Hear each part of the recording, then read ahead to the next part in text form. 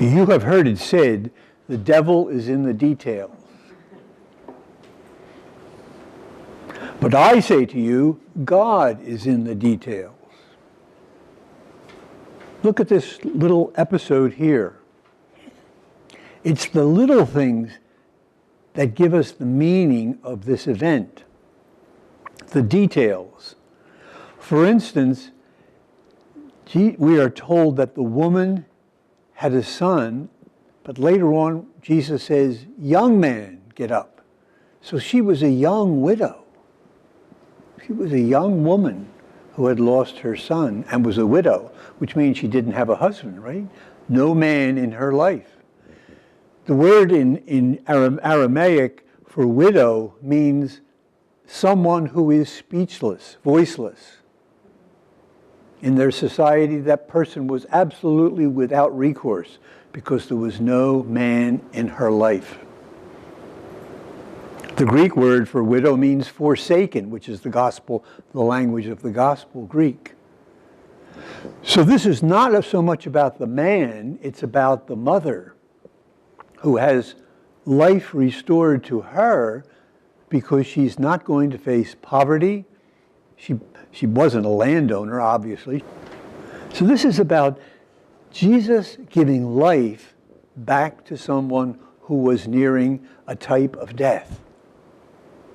But that's what he said he was all about. Isn't it the job description that Jesus gave of himself? I have come that you may have life and have it abundantly. That's what he came for, abundant living. And the reason these stories are given down to us is that you and I are the life givers. We are the EMS people of the kingdom of God. Why do we come here every Sunday for a meal? The Eucharist is not a snack to make me feel good or to make you feel good. It's a substantial meal to energize us to give life. Anywhere where we face death and dying. And we face death and dying every day, especially in other people. And if we're looking for that, if we're aware of that, if we're not so centered on ourselves, we will see death and dying around us and give life to the extent that we are able to do, especially being strengthened by the Eucharistic meal Sunday after Sunday. You find death in the checkout line. Somebody will start talking to you and they'll tell you their sorrows. Just listening to that person and accepting them and not trying to, get away is life-giving.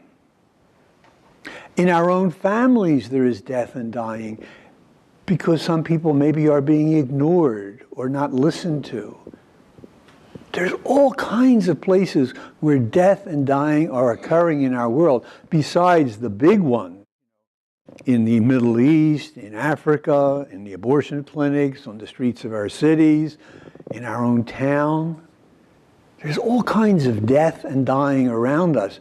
And all that the Lord calls us to do each week as he strengthens us with the Eucharist is to give life where we find death, to give living where we find dying.